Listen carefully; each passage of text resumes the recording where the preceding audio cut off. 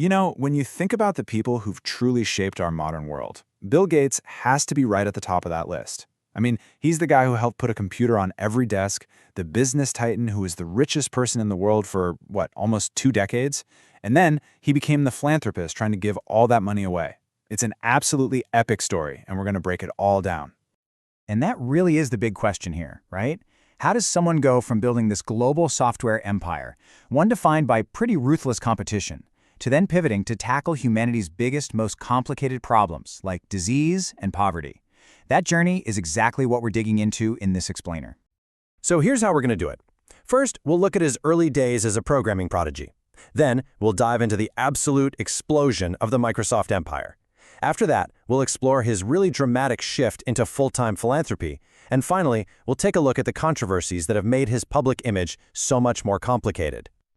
Okay, so let's start at the beginning. Our story kicks off in Seattle, with this young guy who was just completely obsessed with computer terminals. And you have to remember, this wasn't just some casual hobby. It was really the very beginning of a revolution. I mean, the speed at which his early career took off is just wild. At only 13 years old, he's already programming. By 17, he's starting his first company with his friend Paul Allen to analyze traffic data, of all things. He crushes his SATs, gets into Harvard, but the pull of this new personal computer revolution is just too strong. So just 2 years in, he makes that legendary decision to drop out and start Microsoft. And this machine right here, this was the spark. It's 1975, and Gates and Allen see this, the Altair 8800 on the cover of Popular Electronics magazine. And that's the light bulb moment. They realized that as the hardware got smaller and cheaper, the software, that's what was going to be king. So they call up MITS, the company that made the Altair, and they totally bluff, saying they have a basic interpreter ready to go. They had nothing. They spent the next few weeks coding like madmen, and that code, that became Microsoft's very first product. All right, so this brings us to the second act of his life, the creation of a software behemoth. This is the part of the story where Microsoft would come to define an entire era and make Bill Gates the most famous businessman on the planet. Now, the turning point, the moment that changed everything, was the deal with IBM. It's 1980, and the computing giant needs an operating system for their brand new PC. Through this kind of weird twist of fate, the opportunity lands in their lap. So Gates and Allen see their chance, and they quickly buy an existing operating system called 86DOS from a small company in Seattle. They tweaked it, rebranded it, and licensed it to IBM for a flat fee of just $50,000.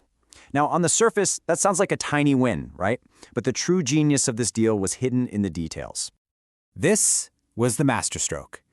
Gates insisted on one crucial thing: Microsoft would keep the copyright.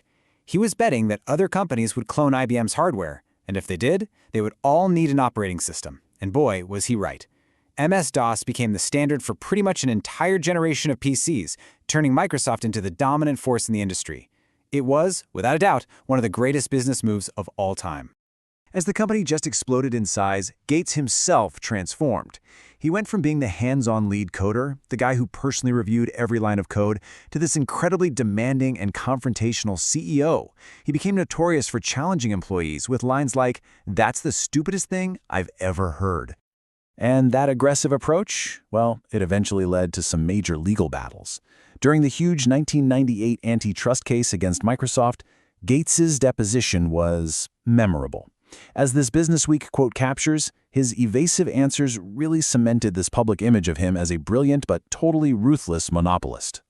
And then, in 2000, right when Microsoft's dominance was under legal fire, Gates made the most dramatic pivot of his entire life. He stepped down as CEO to focus on his new foundation, kicking off this absolutely stunning second act. And the scale of this new mission, well, it's almost hard to wrap your head around.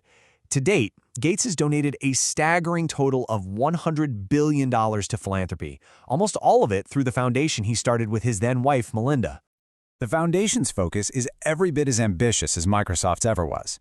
I mean, they're tackling some of the world's toughest problems, fighting diseases like polio and malaria, funding new innovations in sanitation and farming, and trying to improve education here in the US. And on top of all that, they teamed up with Warren Buffett to create the Giving Pledge, urging other billionaires to give away most of their fortunes too. But, in just the last few years, the narrative has become a lot more complicated. Just as the world was getting used to this idea of Bill Gates, the global savior, A whole new set of headlines brought a ton of fresh scrutiny. I mean, think about the arc of his public perception. It is wild. He went from being seen as the robber baron of the dot-com boom to the saintly savior of global health. But recently, that image is kind of fractured, and it's become something much more complex, and for a lot of people, much more controversial. And a huge catalyst for this shift was the announcement of his divorce in 2021. The end of one of the world's most powerful and visible partnerships. Well, it opened the floodgates to intense media attention on his personal life and his past behavior. A major focus of that scrutiny was his connection to the convicted sex offender Jeffrey Epstein, a relationship that reportedly started years after Epstein's first conviction. Gates himself has since expressed deep regret over it, saying very plainly that it was a huge mistake. So, that brings us right back to our central question. How is history ultimately going to remember Bill Gates?